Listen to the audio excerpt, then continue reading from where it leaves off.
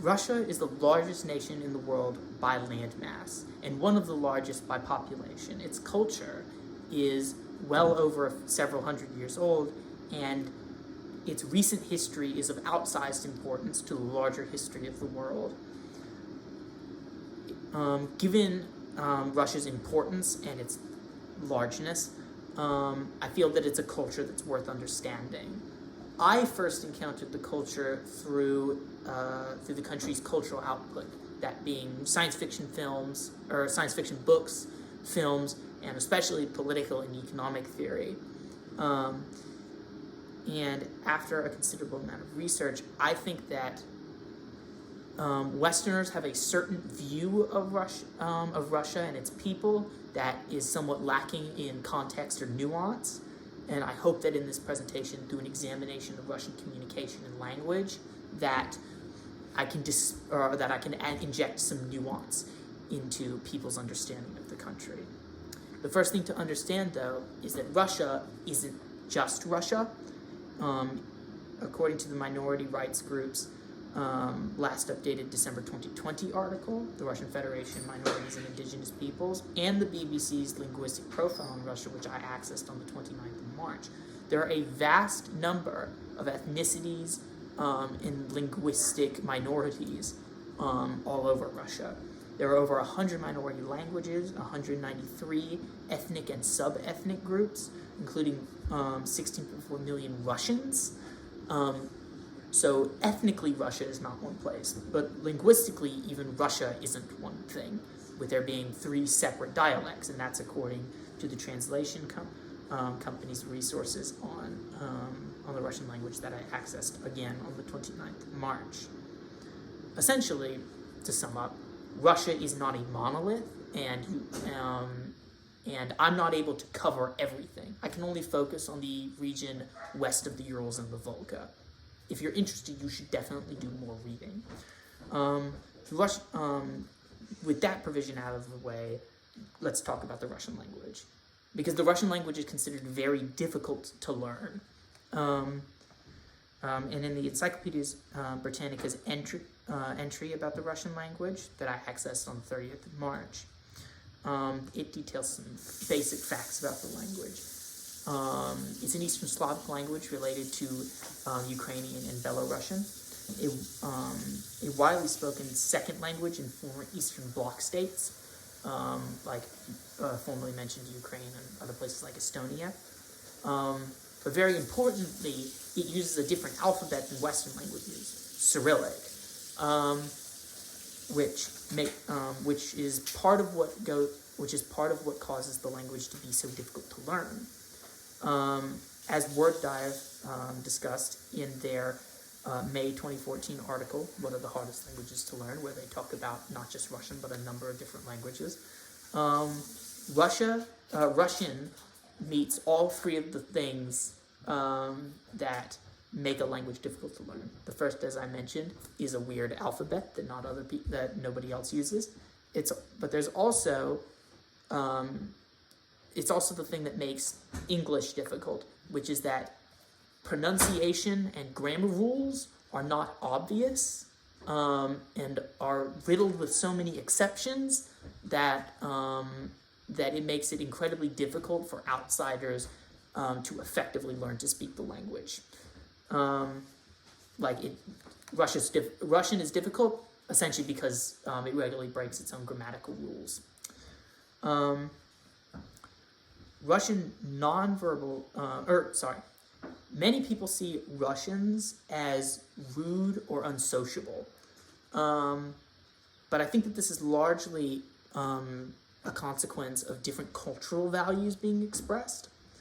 Russian nonverbal communication is as far as gestures and things like that are generally the same as discussed in Russian Pod 101's article, Russian Etiquette, the Body Language and Gestures, which I accessed on the 27th of March.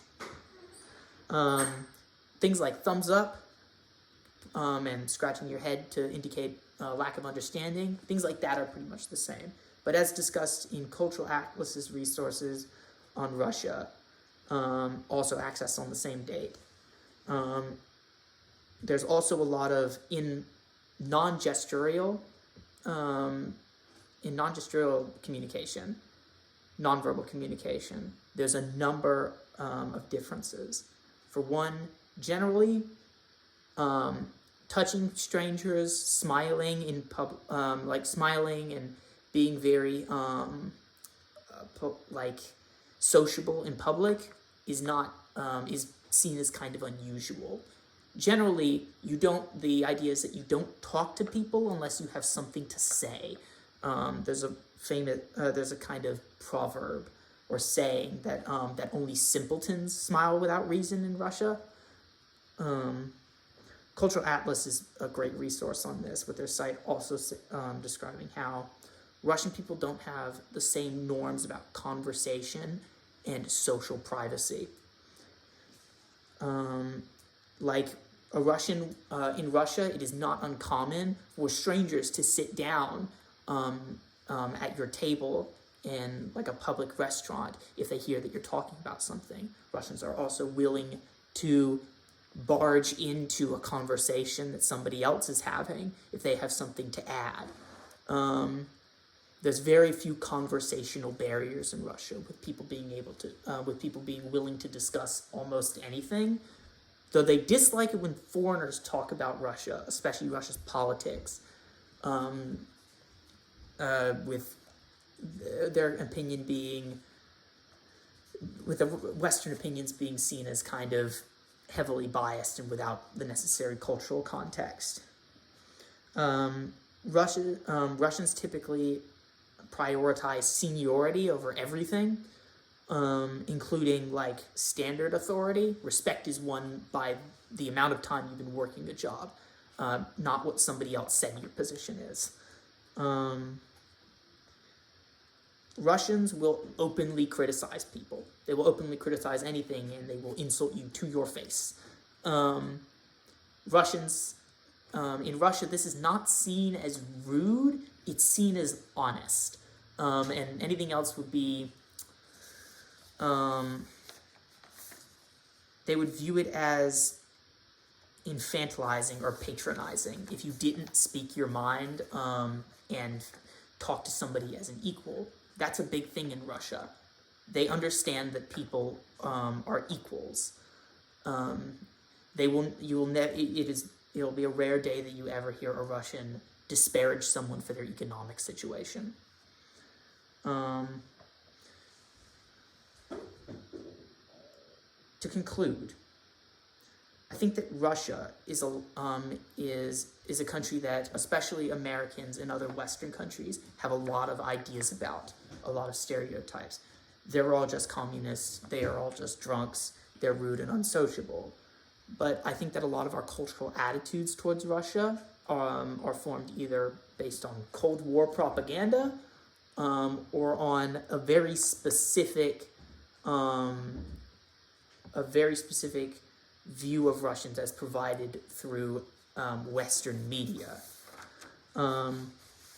And though they seem to be very blunt and often overly serious, like I said, you'll never hear a Russian speak ill of someone's economic situation, and they will always treat you as an equal. They'll never patronize you or infantilize you. Because they might criticize you to their face, but they won't lie to protect your feelings. And essentially, you shouldn't form your opinions about Russia or its people based on movies or the news or anything except interactions with Russian culture. Thank you for listening.